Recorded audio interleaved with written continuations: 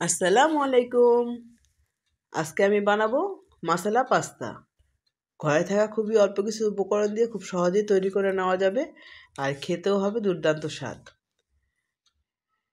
এই মশলা পাস্তাটা তৈরি করার জন্য প্রথমে আমি একটা কড়াইয়ের মধ্যে এক টুকরো বাটার দিয়ে নিয়েছি। বাটারটা গলে যাওয়া পর্যন্ত অপেক্ষা করব আমি। এখন এখানে দিয়ে দিব কিছু মুরগির মাংসের কিমা। এখানে মুরগির মাংসগুলো আমি ছোট ছোট করে কেটে নিয়েছি। এখন মুরগির মাংসগুলো সুন্দর করে আমি এখানে বাটারের মাধ্যমে ভেজে নিব। মুরগির মাংসটা যখন একটু কালারটা চেঞ্জ হয়ে আসবে,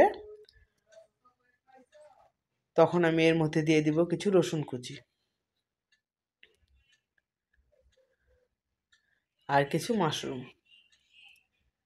এগুলো দিয়ে আমি খুব সুন্দর করে একটু ভেজে নেব।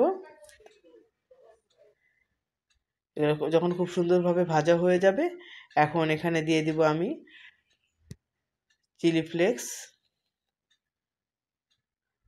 চিলি ফ্লেক্সটা দিয়ে আমি সুন্দর করে একটু ভেজে নিচ্ছি। আর এখন আমি এখানে সামান্য ধনিয়া গুঁড়ো দিয়ে নিলাম। এখন আমি এখানে কিছু টমেটো কুচি, কিছু কাঁচামরিচ, গাজর কুচি এগুলো দিয়ে একটু সটে করে নেব।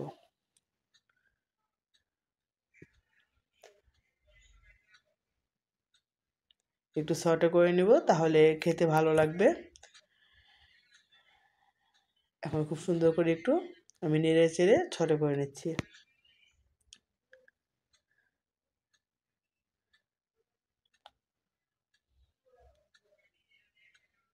এখন এখানে দিয়ে দিব প্রায় আমি 1 চা চামচ পরিমাণ সয়া সস।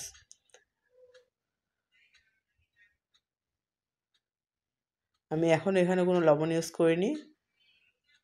লবণটা আমি সবার পরে দিব, কারণ প্রথমে লবণটা দিয়ে নিলে হয় কি, লবণটা বেশি হয়ে যাওয়ার চান্স থাকে। আমি এখানে পরিমাণ মতো টমেটো সস দিয়ে নিলাম। আমি এখানে প্রায় 3 চা চামচ পরিমাণ টমেটো সস দিয়ে নিলাম। আর এখন আমি ক্যাপসিকামগুলোও দিয়ে নিচ্ছি। এখন সব কিছু খুব ভালো করে আমি একটু নেড়ে চেড়ে মিশিয়ে নিব।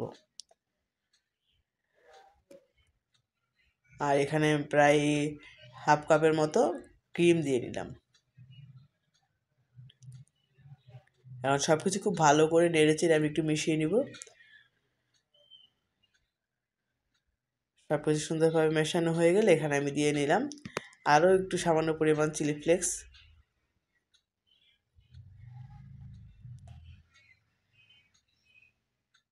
এখন এখানে আমি আগে থেকে বয়েল করে রাখা ম্যাকারনিগুলো এর মধ্যে দিয়ে নিব। আমি এখানে ম্যাকারনিগুলো বয়েল করে পানিটা ঝরিয়ে রেখেছি। এখন সব কিছু আমি খুব সুন্দরভাবে নেড়ে চেড়ে মিশিয়ে নিব। মেশানোর কাজটা খুব সময় নিয়ে করব, তাহলে মেশাতে সুবিধা হবে বা সব কিছু খুব ভালোভাবে মিশে যাবে।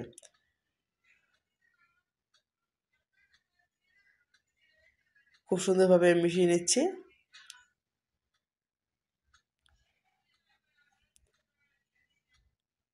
সব কিছু সুন্দরভাবে মেশানো হয়ে গেলে এখন আমি এখানে 2 চা চামচ পরিমাণ ঘি দিয়ে নিব।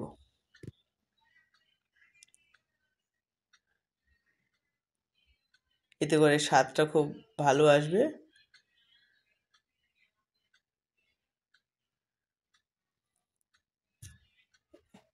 এই তো খুব সহজেই তৈরি হয়ে গেল আমার মশলা পাস্তা। এতক্ষণ ধরে আমার ভিডিওগুলো দেখার জন্য আপনাদের সকলকে ধন্যবাদ। সকলেই আমার জন্য দোয়া করবেন। আর আমার ভিডিওগুলো যদি আপনাদের ভালো লাগে, তাহলে আমার চ্যানেলটাকে সাবস্ক্রাইব করবেন। আল্লাহ হাফেজ।